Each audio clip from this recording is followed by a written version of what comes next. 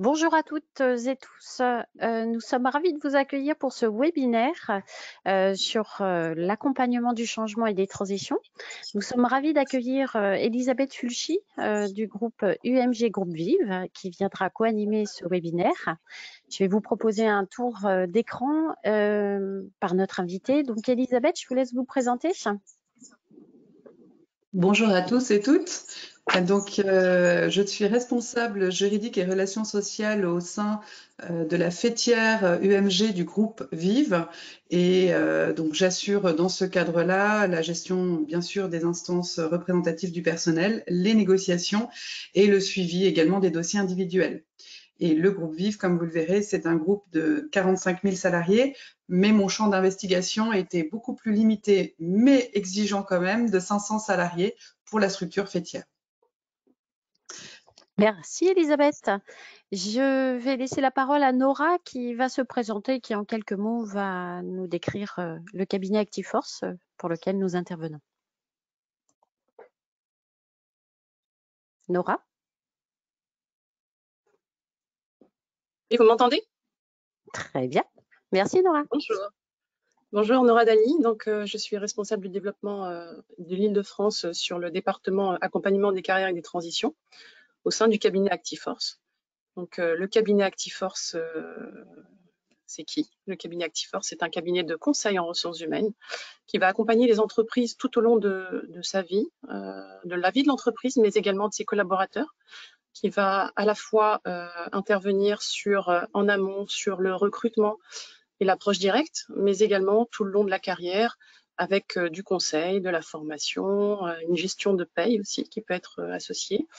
Et avec ce département-là, qui est le département dans lequel nous sommes, Charlotte et moi-même, qui est le département d'accompagnement, ACT, accompagnement des carrières et des transitions. Merci Nora. Donc effectivement, Charlotte Connat, je représente l'activité accompagnement des carrières et des transitions au sein du cabinet ActiveForce depuis 20 ans. Donc mon domaine d'expertise, c'est effectivement de partager avec vous aujourd'hui l'accompagnement des collaborateurs, que ce soit en interne et ou en externe. Je vais vous inviter, si tout au long du webinaire, vous avez des questions, n'hésitez pas à utiliser le chat et nous prendrons les questions au fur et à mesure, que ce soit pour notre invité ou pour nous-mêmes tout au long des slides que nous allons vous présenter. Petite introduction, on sait que nos structures évoluent, que vous soyez dans le privé ou dans le public, nos structures évoluent, finalement, un des éléments essentiels qui constituent nos structures, ce sont les hommes et les femmes qui la composent. Et contre vents et marées, effectivement, l'entreprise, la structure est obligée de vivre des évolutions, qu'elles soient structurelles, qu'elles soient organisationnelles, qu'elles soient stratégiques. Et finalement, ces hommes et ces femmes doivent évoluer avec la structure.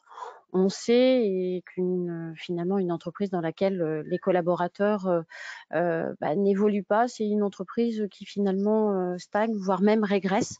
Donc, tous les enjeux, que ce soit les managers, les RH, les collaborateurs, tous les enjeux sont vraiment de mettre en mouvement, en tout cas nos collaborateurs, pour s'inscrire dans la stratégie de l'entreprise. Donc, un des enjeux qui nous concerne tous aujourd'hui, c'est comment rendre acteurs nos collaborateurs pour qu'ils s'inscrivent et qu'ils continuent soit en interne, soit en externe dans leur évolution. Au travers de ça, on va voir en deux parties. On va d'abord aborder avec vous la notion de mobilité professionnelle qui effectivement se présente sous trois formes, hein. Elle peut être interne, elle peut être géographique et elle peut être externe. On va d'abord passer en revue la mobilité interne. Alors, petite introduction sur des choses que vous savez. La mobilité interne, elle peut s'articuler autour de trois formes, hein. La mobilité dite horizontale, hein, c'est un collaborateur qui finalement va prendre des missions qui sont transverses, des missions qui vont le laisser dans la même catégorie professionnelle. Donc, ça peut être des nouvelles responsabilités, ça peut être dans un même service, ça peut être dans un autre service. Vous avez celle verticale qui est plutôt assimilée à la promotion. Donc, un exemple type, c'est un collaborateur qui évolue vers un poste de manager. Et puis, une qui est plus courante et qu'on minimise souvent, qui est effectivement l'évolution, la mobilité interne qui est temporaire. Alors, à titre d'exemple, c'est effectivement dû à un accroissement ou à une diminution d'activité. Ça peut être, j'ai un exemple en tête, un remplacement d'un congé maternité. Ça peut offrir effectivement une possibilité, une mobilité qui va être temporaire. Donc, c'est l'occasion aussi pour des collaborateurs de découvrir des métiers, de développer des compétences. Donc, elle est assez minimisée et pourtant, c'est celle qui peut offrir le plus d'opportunités à des collaborateurs. Donc, vous retrouvez aussi, si vous êtes concerné, tout ce qui est lié à l'activité qui peut être saisonnière, avec des pics d'activité. Ça peut être de la gestion de projet. Vous mettez en place un nouveau logiciel dans votre entreprise. Vous allez effectivement associer des personnes sur des missions qui sont temporaires. Voilà sur la guise d'introduction.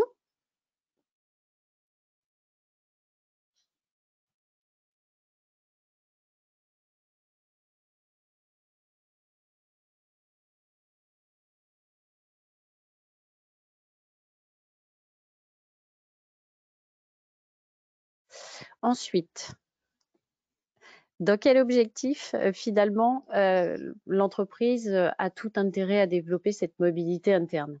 Alors, cette mobilité interne, elle permet d'une part de préserver les compétences existantes au sein de mon entreprise, de ma structure, et puis d'autre part, d'optimiser en continu en fonction de la stratégie, des évolutions, des orientations. Finalement, elle va me permettre d'optimiser en fait les compétences de mes collaborateurs. Ensuite, finalement, elle va favoriser le bien-être de mes collaborateurs puisqu'effectivement, je vais contribuer à leur grandissement grâce à la mobilité interne qu'on vient d'évoquer à l'instant. Une des responsabilités de la structure, de l'entreprise, de la collectivité, c'est effectivement de développer l'employabilité de ses collaborateurs, de contribuer à leur montée en compétences et d'optimiser l'épanouissement de ces derniers. On sait que le changement contribue à la motivation, à l'engagement et donc accessoirement à la productivité de ses collaborateurs. Même un collaborateur extrêmement performant, lorsqu'il a atteint finalement le plafond de sa motivation, aura tendance, et ça c'est une courbe vérifiée, aura tendance à être effectivement moins performant. Donc j'ai tout intérêt, en tout cas, moi entreprise, moi RH, moi manager, à optimiser le développement des compétences de mes collaborateurs. On peut s'intéresser au levier et ce qu'on a voulu en fait partager, puisque on intervient, Nora vous l'a dit en introduction, on intervient pour les entreprises, on intervient pour les collectivités. Donc finalement, on est en lien à la fois avec les entreprises, donc les services RH, les managers, mais nous sommes aussi en lien avec les salariés. Donc ce que nous pouvons partager avec vous ici, c'est quelques leviers qui nous semblent extrêmement utiles pour développer la mobilité interne.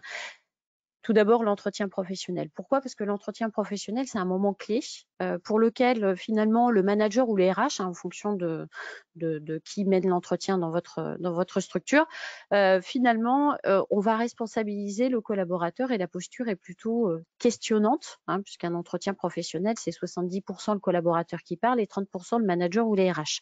Donc finalement, on va inviter le collaborateur à se dire, mais qu'est-ce que tu as fait jusqu'à aujourd'hui? Il y a peut-être des choses que tu as développées même avant de rentrer chez nous, pour lequel finalement c'est l'occasion de faire connaissance sur des compétences que tu auras pu développer et que tu n'as pas développées jusqu'ici.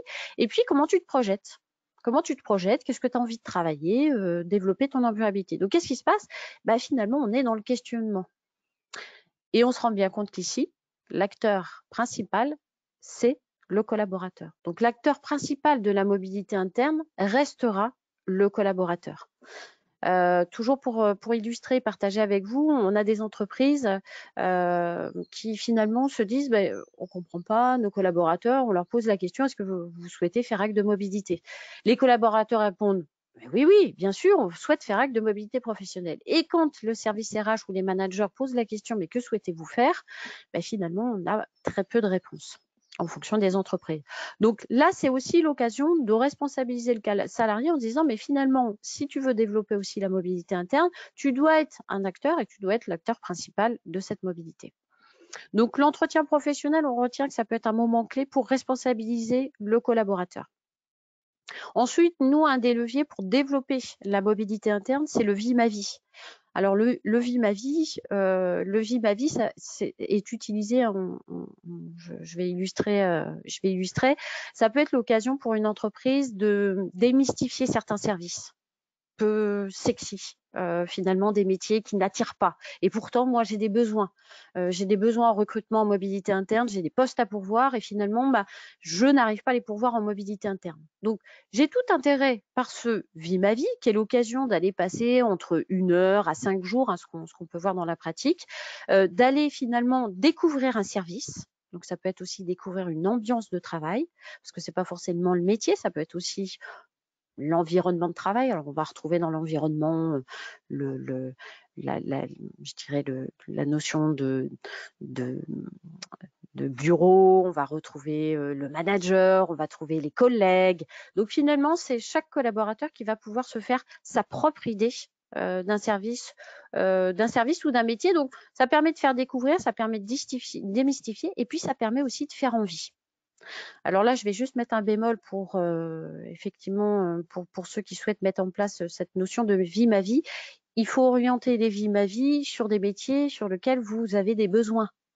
Si sur 300 collaborateurs, vous avez 2 personnes au service marketing, c'est peut-être pas utile d'accorder des Vie ma vie pour donner envie et créer de la frustration alors que vous n'avez pas de besoin. Donc le Vie ma vie, il s'inscrit vraiment sur des métiers sur lesquels vous avez, vous, des besoins de personnel.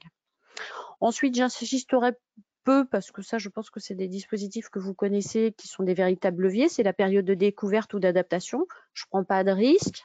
Moi, en tant que manager d'accueil ou moi, en tant que collaborateur, je vais aller m'essayer. Si ça ne me convient pas ou si je ne conviens pas ou pour X raison, je peux retourner sur le poste que j'occupais précédemment ou un poste équivalent. Donc finalement, c'est sans conséquence en tout cas pour le collaborateur ou le manager d'accueil. Un des éléments que nous identifions comme levier, c'est que souvent les collaborateurs et vous entreprise, vous OPCO, vous collectivité, vous faites les choses, mais néanmoins en fait les collaborateurs ne se l'approprient pas. C'est souvent ça la difficulté, c'est la communication autour des dispositifs de formation. Les dispositifs de formation, c'est les dispositifs d'accompagnement. Cher collaborateur, es-tu informé que finalement, pour être acteur, parce qu'encore une fois, c'est notre enjeu, c'est notre responsabilité, sais-tu que tu as des dispositifs qui peuvent t'accompagner, que ce soit en interne et ou en externe. Et dans les dispositifs de formation, on va retrouver effectivement les dispositifs type bilan de compétences, type VAE, type CPF, type CPF de transition, qui sont des véritables leviers. Mais encore une fois, l'entreprise, la collectivité, sa responsabilité, c'est d'informer, mais le collaborateur reste acteur de l'appropriation de cette information. Et enfin, il y en a plein d'autres, mais un des derniers leviers qui peut être intéressant de mettre en place, c'est ce que l'on appelle le cross-boarding. Alors, vous connaissez peut-être le onboarding qui permet finalement de soigner l'intégration d'un nouveau collaborateur au sein de l'entreprise. Le cross-boarding, c'est l'intégration parce que c'est aussi assimilé à ça. Dans le cadre d'une mobilité interne, ça permet de soigner et de formaliser la mobilité interne, donc finalement le changement, que ce soit horizontal, vertical, ou comme je disais tout à l'heure, temporaire. Donc ça va être de manière très simple, ça peut être des choses très simples, mais la mise en place d'un rituel d'entretien régulier qui permet aussi aux collaborateurs et aux managers de faire un point sur son intégration sur le nouveau poste, sur les points forts et les zones de progression. Voilà ce que nous avions envie de partager sur la notion de mobilité interne. Je vais laisser la parole à Nora, puisqu'on va aller zoomer sur le deuxième type de mobilité des collaborateurs que nous avons, qui est un véritable levier, qui est celui de la géographie.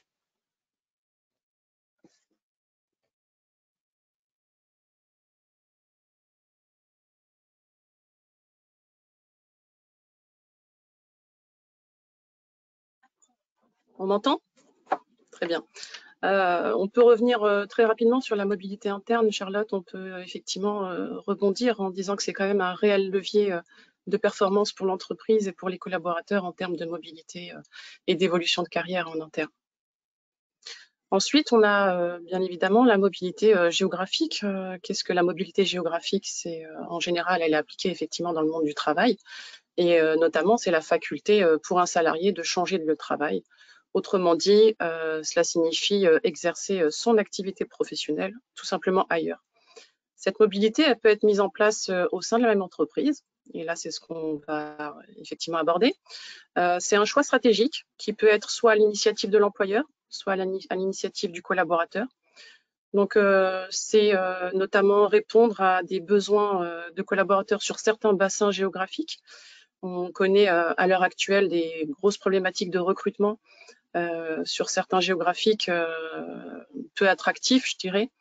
Je vais prendre par exemple un besoin de main-d'œuvre dans des régions type le Vierzon, la Creuse, Bourges. Je n'ai rien contre ces régions, bien évidemment, mais ce sont des régions qui sont un peu moins attractives, un peu moins ensoleillées, on va dire. On peut également retrouver une mobilité géographique dans le cadre de réorganisation ou de transformation. Donc, par exemple, une entreprise multisite qui va avoir besoin de déplacer sa main-d'œuvre pour concentrer certains services afin de minimiser, par exemple, les coûts de charge fixes. On a affaire à des entreprises qui sont à l'heure actuelle dans des démarches RSE, responsabilité sociétale d'entreprise, qui ont conscience des enjeux environnementaux et climatiques et qui souhaitent mettre en place une mobilité géographique pour minimiser les coûts et pouvoir être en phase avec ces enjeux.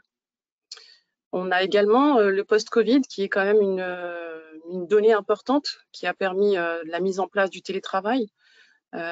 Et donc, ça ne peut que favoriser la mobilité géographique, mais également des sujets vraiment d'actualité comme la nouvelle réforme des retraites, où là, on va avoir des entreprises et des seniors qui vont devoir s'adapter à cette nouvelle réforme. Des seniors qui vont peut-être avoir envie de se rapprocher de leur région d'origine, qui vont avoir aussi un projet de vie qui va être de se rapprocher de ses enfants, de ses petits-enfants, ou tout simplement avoir une meilleure qualité de vie environnementale tout en travaillant. Donc voilà, ces deux initiatives-là.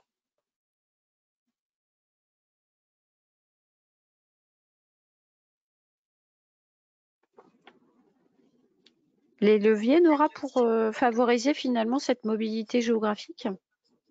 Alors, on va avoir certaines entreprises qui vont mettre en place effectivement ces leviers pour permettre un meilleur accompagnement, une meilleure mise en place de cette mobilité géographique. On va avoir des mesures d'accompagnement qui vont être spécifiques, type des aides au logement, des aides au déménagement, un accompagnement, on va dire, plutôt organisationnel. Et certaines entreprises qui vont faire aussi le choix, puisqu'une mobilité géographique qui va être choisie ou subie par le collaborateur va forcément parfois avoir un effet boule de neige sur le conjoint. Donc, ce conjoint qui va devoir s'adapter à un nouveau bassin de l'emploi, à un nouveau marché, à un nouveau métier, à de nouvelles mises en place pour retrouver un poste, pour être accompagné. Certaines entreprises font le choix d'accompagner, on va dire, sur une durée d'environ 6 mois, le conjoint pour l'aider à prendre ses marques sur cette nouvelle zone géographique, puisque la nouvelle affectation du collaborateur, si elle se passe dans les meilleures conditions possibles, elle permet tout de même de faire bénéficier ses compétences et de faire acquérir de nouvelles compétences auprès des nouvelles équipes. Donc, c'est une mobilité à ne pas négliger. Merci, Nora. Troisième type de mobilité, la mobilité externe. La mobilité externe, effectivement, les contextes peuvent être différents. Ils peuvent être, voilà, ça peut être l'occasion, en tout cas, il peut être à l'initiative du collaborateur qui décide de quitter son entreprise. Donc là, on va retrouver effectivement la notion de démission. Ça peut être aussi à l'initiative de l'entreprise. On parlait de la stratégie, on parlait des évolutions, des transitions, en tout cas envisagées par l'entreprise. Et là, on va retrouver effectivement le plan de départ volontaire qui est à l'initiative de l'entreprise ou le plan de sauvegarde de l'emploi. Donc, on est sur des contextes là, économiques, hein. Et puis après, ça peut être effectivement une initiative qui est partagée entre le collaborateur et l'entreprise. Et là, nous allons retrouver effectivement la rupture conventionnelle, qu'elle soit individuelle ou collective.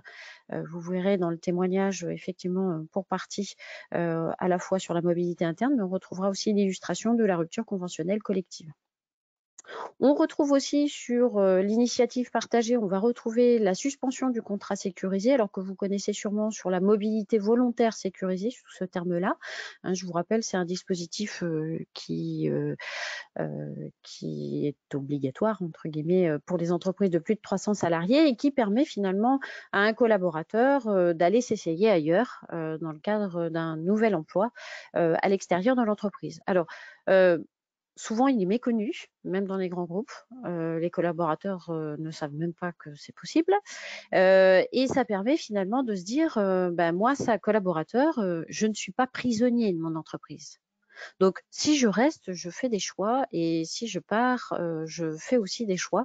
Donc, encore une fois, c'est accentué finalement cette mobilité volontaire sécurisée. Elle permet d'assumer ses choix, de rendre acteur aussi le collaborateur, puisque effectivement, le collaborateur doit être acteur dans ce dispositif. On va retrouver le congé de fin de carrière. Donc, effectivement, Nora vous a parlé du régime de la retraite qui effectivement repousse l'âge de la retraite.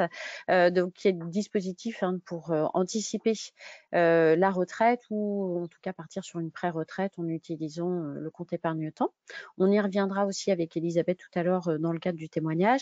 Et enfin, un autre dispositif qu'on souhaitait illustrer qui est le congé création d'entreprise, donc le collaborateur qui finalement souhaite mettre en œuvre son projet de création mûrement réfléchi, il a la possibilité effectivement d'utiliser le dispositif création d'entreprise. Donc tout ça, on est vraiment sur des initiatives qui sont partagées avec le manager lors des entretiens professionnels ou partagées tout au long de sa carrière. Comment rebondir sur effectivement sur quel projet, si je pars en externe, moi collaborateur, qu'est-ce que je peux faire à l'extérieur, Nora ? On peut, par le biais de cette mobilité externe, rebondir effectivement sur différents projets. Le premier, ça peut être tout simplement le changement d'entreprise, parce qu'un besoin de changer soit de secteur d'activité, soit de structure d'entreprise, une taille plus importante ou au contraire une plus petite entreprise à taille humaine. On peut également faire le choix de se diriger vers un changement de poste, tout simplement. J'ai envie de changer de poste, donc je mets en place soit certaines mesures comme par exemple le bilan de compétences. J'ai envie de savoir quelles sont mes compétences qui peuvent être transférables et notamment sur quel métier est-ce qu'elles peuvent être transférables. Donc notamment avec par exemple le projet de reconversion. C'est un projet de reconversion qui peut émaner en amont d'un bilan de compétences ou pas. Ça peut être tout simplement un emploi que l'on souhaitait depuis de longues dates exercer. Et ce projet de reconversion, il peut donner lieu aussi il peut nécessiter une formation pour pouvoir faire cette reconversion dans les meilleures conditions possibles. On peut aussi avoir des projets comme tu viens de le souligner, Charlotte, qui est un projet de création d'entreprise. On a pu voir ces derniers temps des personnes qui sont dans le métier du conseil ou dans les métiers de l'assurance ou des banques, qui à un moment donné ont souhaité se mettre à leur compte et créer leur propre structure. On peut aussi, notamment avec cette nouvelle réforme des retraites, avoir un nombre de départs de retraite anticipés plus important qu'à l'accoutumée, puisque on a pu le voir sur certaines formations, notamment de managers ces derniers temps, des managers qui étaient relativement inquiets sur la manière de pouvoir continuer à motiver les seniors sur leur poste. Ça peut être effectivement un projet qui peut émaner du collaborateur. Et là, ça peut répondre à une problématique de motivation des seniors sur le poste. L'objectif étant de savoir comment articuler la fin de carrière et ne pas laisser partir les connaissances et notamment les pépites que l'on peut avoir qui ont vraiment une expérience à transmettre et un tuilage à mettre en place, tout en permettant en tous les cas de pouvoir organiser tout cela dans le cadre d'un départ de retraite anticipée. Merci Nora pour toutes ces informations et vous allez voir, ça va faire complètement écho avec le témoignage tout de suite d'Elisabeth. Ce qu'on va vous proposer, Elisabeth, c'est peut-être de revenir sur le contexte à la fois du MG Groupe Vive, son histoire, et puis aussi sur effectivement ce qui vous a amené à signer un accord. Oui, tout à fait. Donc en fait, le groupe Vive est un groupe qui a des activités assurantielles mutualistes et également dans le domaine de la santé. C'est un groupe qui a été constitué par différentes entités donc dans le domaine de la santé et par des grosses entités dans le domaine de la mutuelle comme Harmonie Mutuelle, MGEN, nous avons Mutex, MNT, etc. C'est un groupe très récent puisqu'il s'est créé en 2017, en octobre 2017, et les salariés qui ont été amenés à être transférés dans ce qu'on appelle la fêtière dans l'UMG, donc qui serait l'équivalent dans le milieu capitalistique d'une holding, ont été n'ont pas eu le choix et ont été transférés automatiquement sur certaines fonctions qui ont été transférées au niveau du groupe. Au niveau de l'union, parce que nous sommes une union et pas un groupe, il y a des petites subtilités. Également, ce qui est important, c'est que dans l'historique, nous n'avons pas transféré en fait les personnes au niveau de leur mobilité géographique. Ils ont été autorisés, on va dire, à rester là où ils étaient, ce qui nous a fait une multitude de sites au niveau de la France et avec parfois des salariés qui étaient seuls salariés rattachés à l'UMG, mais au milieu de leurs autres anciens collègues des entités auxquelles ils appartenaient, notamment Harmonie Mutuelle ou la MGEN principalement. Et nous avions quelques grands sites, 5 sites notamment, qui relayaient un peu plus entre 20 et 30 salariés. Donc un éclatement, on va dire, de notre population. En 2017, nous avions environ 250 salariés et cet effectif a grossi pour être aux alentours de 500 actuellement. Donc cette fêtière s'est constituée, j'ai envie de dire vraiment ex nihilo, de rien, et a été une création pure au niveau aussi bien des directions que de l'organisation, que des effectifs qui ont été rattachés. Après un certain temps d'existence, il y a un retour un peu sur l'expérience qui s'est fait et est née la nécessité de revoir un petit peu l'organisation de la manière dont cela avait été pensé au tout début, en 2017. Voilà, l'expérience faisant que certaines directions, peut-être qu'il y a des activités qui pourraient revenir au contraire dans les maisons, parce que nos entités, on appelle ça des maisons, ou bien certaines activités, au contraire, peuvent être renforcées ou réorientées sur plus de coordination, etc. Donc, un aménagement et une nouvelle organisation qui se dessinaient.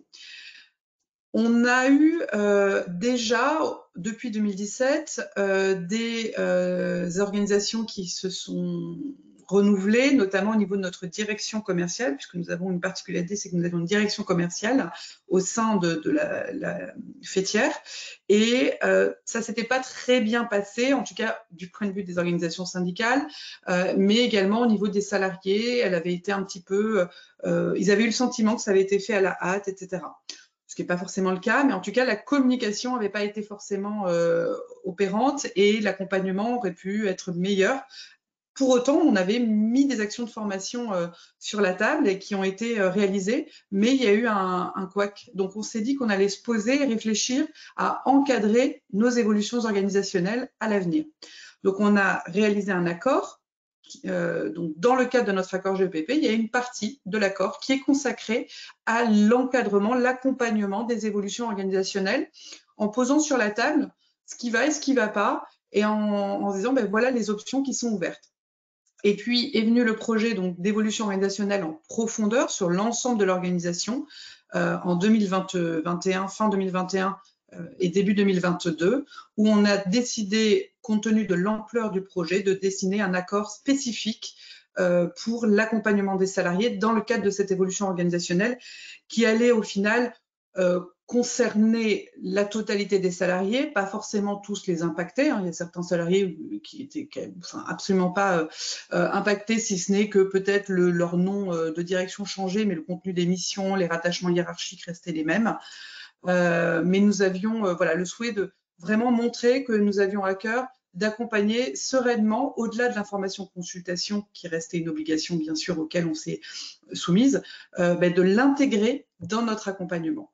Donc c'est comme ça qu'est né cet accord qui a été signé, pour vous donner une timeline, on l'a commencé à négocier en février 2022, on l'a signé fin juin, début juillet, et il a été mis en œuvre pour certaines mesures dès la signature, mais la plupart des mesures ont été mises en œuvre en septembre 2022, au moment du déploiement de l'évolution organisationnelle. Donc c'est dans ce cadre-là que nous avons fait appel au cabinet ActiveForce pour nous accompagner sur des mesures très spécifiques que nous avions prévues dans l'accord. Et nous avons rebaptisé ActiveForce comptoir projet pro pour essayer de communiquer aux salariés le fait qu'ils avaient la possibilité, comme vraiment en accès direct, comme on rentrerait dans un comptoir pour se renseigner SNCF ou autre, bonjour, je voudrais des renseignements, je voudrais des informations, et du coup, hop, être orienté vers des experts qui peuvent leur répondre directement. On a fait ça aussi dans l'esprit de dire, on voulait des spécialistes, et puis nous n'avions pas la team RH suffisant pour répondre aux éventuelles sollicitations des salariés, puisque nous sommes capés pour 500 salariés, nous avons 3 conseillères RH, un chef de projet RH, une DRH et moi-même, ce qui suffit largement. Je ne parle pas de la paye où ils sont 2 personnes à assurer la paye, mais ce qui suffit largement pour l'accompagnement des salariés au quotidien, mais pas forcément pour un accompagnement spécifique. Donc c'est pour ça qu'on a trouvé pertinent, sur une période donnée, de se faire accompagner par un cabinet et notamment par ActiveForce.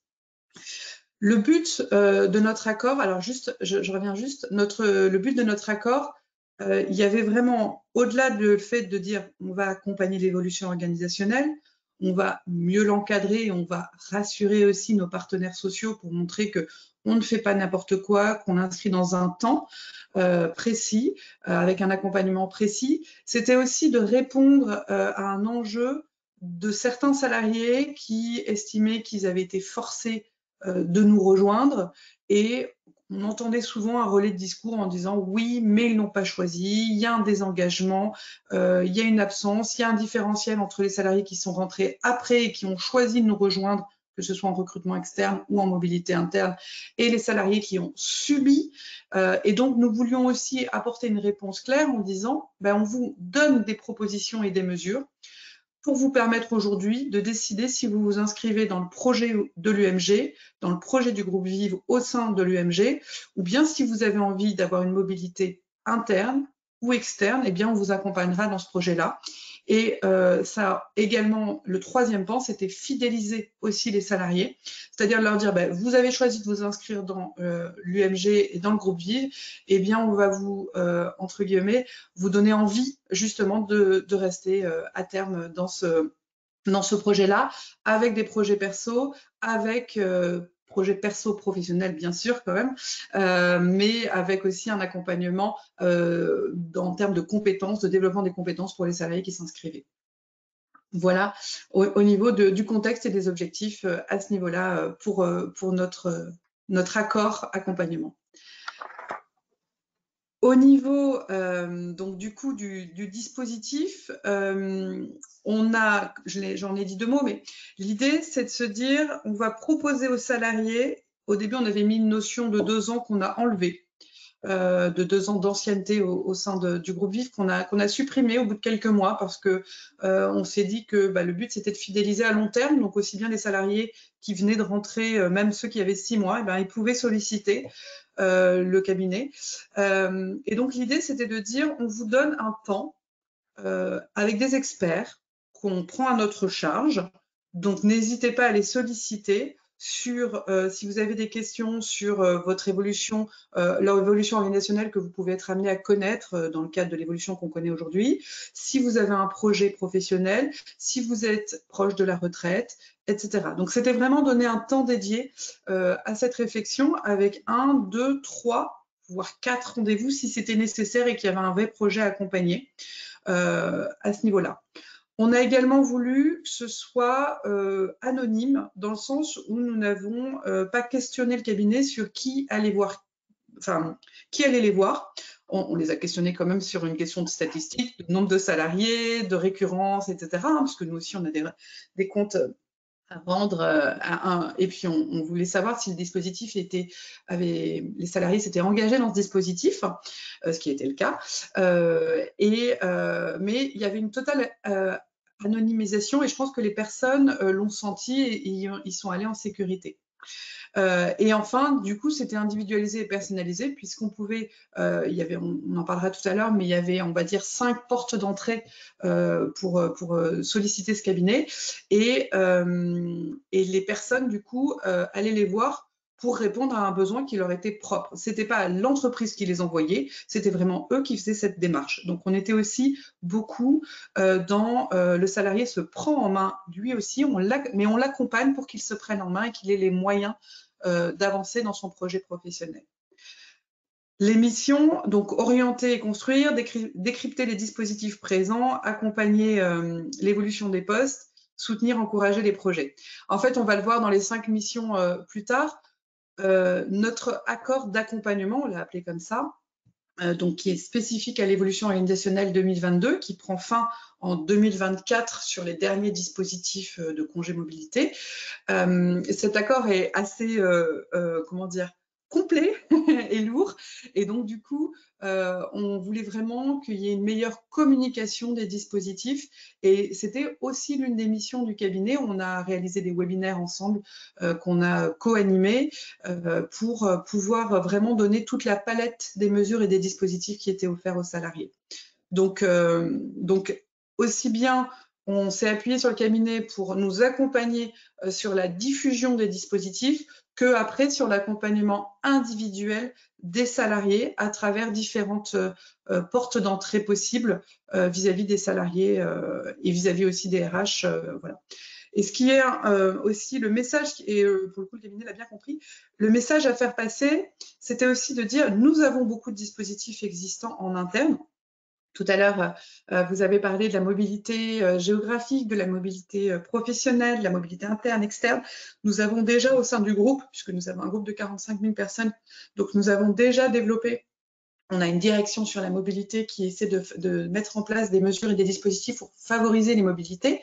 Nous avons déjà une équipe RH avec des RRH dédiés qui maîtrisent parfaitement leur champ d'investigation. Et donc, l'idée, c'était vraiment qu'il y ait une articulation entre le cabinet et ces différentes directions au sein de la direction RH pour la partie mobilité, pour la partie des conseillers RH qui étaient en lien avec les salariés, avec les managers aussi quand il y avait une réflexion sur le poste en lui-même et avec le service formation. Donc l'idée, c'était vraiment qu'il y ait un travail. Personne ne se substituait à personne, mais c'était une conciliation avec un renvoi pour que le salarié soit inscrit dans un parcours, j'ai envie de dire, avec comme porte d'entrée Actiforce, mais qui était capable de relayer vers tel autre service, telle autre direction, et puis le salarié allait revenir vers Actiforce pour compléter le projet après avoir vu telle direction ou tel service. Donc, je vous ai parlé des 5 portes d'entrée qui étaient possibles. Donc, c'est les 5 possibilités qui ont été offertes aux salariés de solliciter Actiforce ou bien de solliciter la direction RH, puisqu'il n'y avait aucune obligation, bien sûr, à solliciter Actiforce. C'était vraiment une mesure libre. Si certains salariés ne le sentaient pas d'aller vers une personne extérieure pour pouvoir parler de son projet et qu'il était en confiance avec nos RRH ou ses managers, il n'y avait aucune obligation de ce côté-là. À chaque fois, les dispositifs derrière en fait ces portes d'entrée étaient ouverts soit avec Actiforce, soit avec directement une entrée au niveau des RRH. Le premier, c'était une évolution de mon poste actuel. Donc, je vous l'ai dit, nous avons eu une évolution organisationnelle où nous avons eu certains salariés dont leurs fonctions ont pu évoluer, dont leurs missions ont pu évoluer. Donc, au-delà de l'aspect juridique sur lequel je ne vais pas forcément m'étendre, avec l'avenant, avec tout un accord du salarié, il y avait la nécessité de rassurer et de montrer que le salarié avait les capacités ou bien il lui manquait certains éléments. Et donc, on a offert la possibilité que le salarié vienne en discuter et en échanger avec ActiveForce pour regarder la fiche de poste, pour regarder la fiche de fonction qui est plus générique, la fiche de poste avec des missions très précises, et pour voir avec lui, est-ce qu'il y a des actions de formation qui seraient, selon eux, nécessaires? Est-ce que le salarié partage ce constat de dire, vous n'avez pas, en fait, au final, vous avez tous les moyens pour réussir, vous n'avez pas forcément d'action de formation, au contraire, vous en avez besoin. Donc, c'était un temps qui était proposé aux salariés qui connaissaient une évolution organisationnelle, et certains salariés se sont saisis de cette opportunité. Et après, c'était retraduit au niveau RH, au niveau juridique, où c'est en interne où nous faisions les avenants, les changements de poste, et nous validions ensemble, j'ai envie de dire, avec le salarié et le manager, si effectivement il y avait lieu à une évolution, ou bien si par exemple la fiche de poste était déjà recensait déjà les missions et que c'était simplement des ajustements, mais qui ne nécessitaient pas des modifications contractuelles, par exemple. Mais ça permettait aux salariés de leur dire, nous, on n'a rien à cacher, n'hésitez pas à en discuter et vous verrez par vous-même qu'en fait, ce n'est pas un changement de fonction, ce n'est pas un changement de poste. Ou au contraire, à rassurer en leur disant, oui, on est d'accord, c'est un changement de fonction et on va vous accompagner. Et après, il y avait un relais avec le service formation. Le deuxième réflexion projet professionnel, on y reviendra après, c'est un peu atypique et innovant. Hein, c'est qu'on a, dans l'esprit de fidéliser les salariés, de se dire, on va se projeter sur 1, 2 ou 3 ans, et de dire qu'on va accepter, nous, de financer un projet professionnel qui ne répond pas forcément à un besoin de l'UMG, mais qui répond à un besoin du salarié d'évolution et qui est en lien avec le groupe VIV. J'y reviendrai un petit peu plus tard. La situation numéro 3, c'est de la mobilité interne.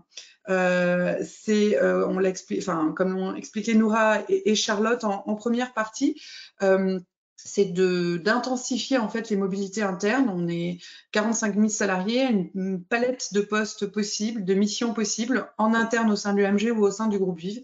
Et l'idée, c'était de mettre un jeu de lumière sur les dispositifs mobilité que nous avions internes, où c'est toujours, ça fait que 3-4 ans d'existence, donc il faut un petit temps pour que ces dispositifs soient connus et appréhendés par les salariés.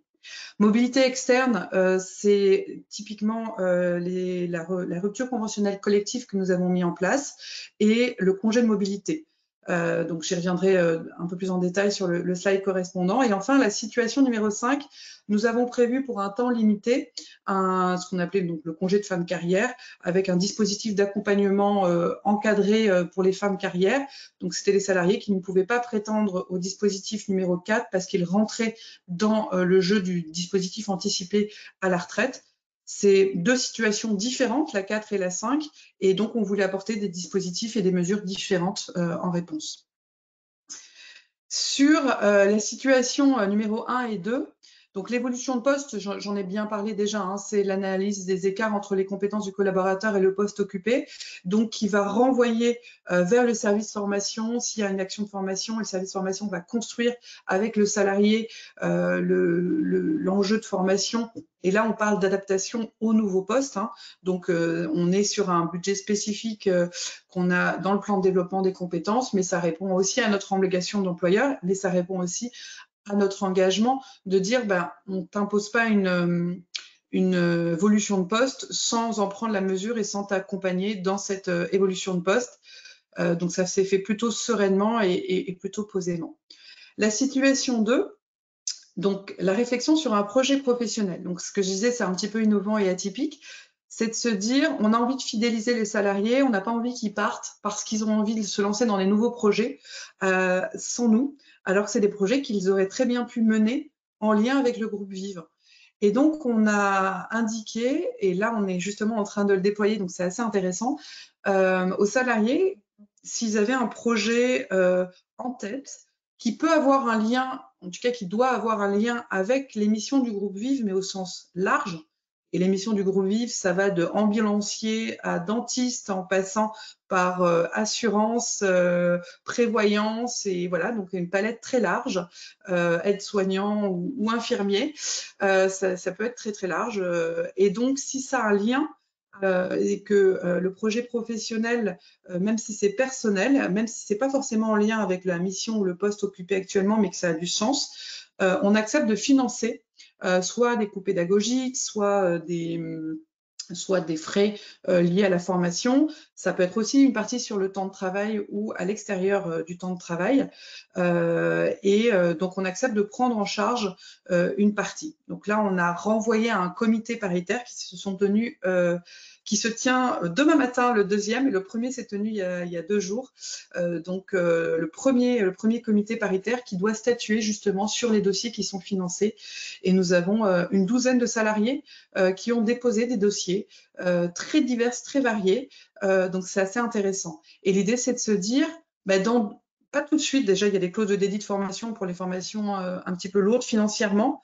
Et l'idée, c'est de se dire, la formation est OK pour vous la financer. Par contre, ce sera un début de formation par rapport à votre activité professionnelle dans 1 an ou dans 1 an et demi maximum. Hein. On n'est pas non plus, il ne faut pas que ça remette en cause le projet du salarié. Mais du coup, ça permet au salarié de se projeter sur 2-3 ans à ce niveau-là. Et c'est assez atypique, on ne l'a pas forcément retrouvé. Et là, on est vraiment en train de le déployer actuellement.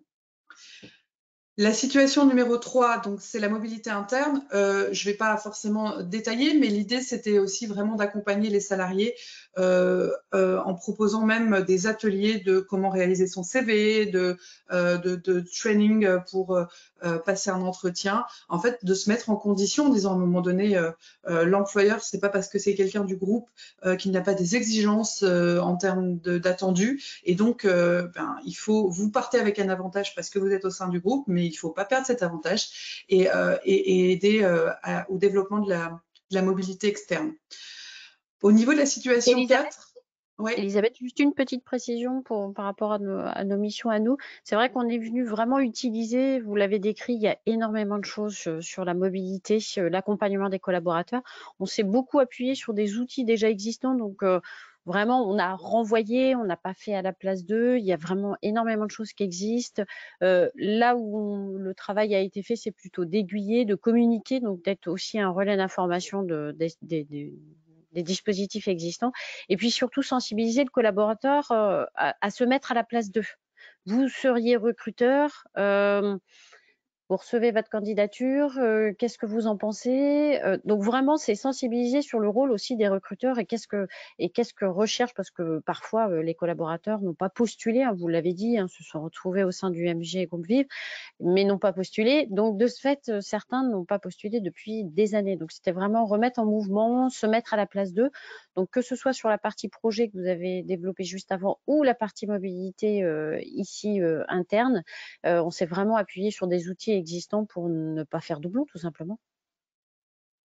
Et oui, et tout à fait. Et parce qu'on a effectivement une direction très active sur la mobilité et avec les Vie ma vie, avec des périodes transitoires, avec des accompagnements au déménagement, avec plein de choses qui accompagnent et qui permettent d'orienter aussi après avec les conseillers RH, enfin qu'on appelle conseillers RH, mais c'est des RRH, et donc qui permettent en fait d'orienter le salarié. Et du coup, vous êtes un accélérateur de prise de conscience, j'ai envie de dire, si je devais synthétiser un petit peu ça, et un peu une béquille qui rassure et qui permet aux salariés de tremplin de se lancer ou pas, ou de se dire tiens, en fin de compte, non, je suis satisfait, ou au contraire de se lancer et d'agir. Et on le voit puisqu'on a bien augmenté nos mobilités aussi au sein de l'entreprise. Alors c'est aussi un travail de longue haleine, mais ça a fonctionné et j'ai envie de dire ça fonctionne tout court. Au niveau de la situation numéro 4, donc comme je l'ai dit un petit peu en introduction, nous avons mis en place un dispositif de rupture conventionnelle collective et congé de mobilité. Notre évolution organisationnelle n'appelait pas à des suppressions de postes. On n'était pas dans une situation de licenciement pour motif économique, on n'était pas du tout sur un plan de sauvegarde d'emploi, même si c'était au départ ce que voulaient nos organisations syndicales, nous n'étions pas dans ce message-là, ni dans cette réalité-là. Et la rupture conventionnelle collective était un très bon dispositif qui nous a permis de répondre à cet enjeu, de dire, à un moment donné, si vous ne voulez pas vous inscrire, et que vous avez un vrai projet externe, eh bien, on vous accompagne. Donc, création d'entreprise, recherche pour un poste précis avec des actions vraiment de recherche, ou bien carrément un poste qui vous attend.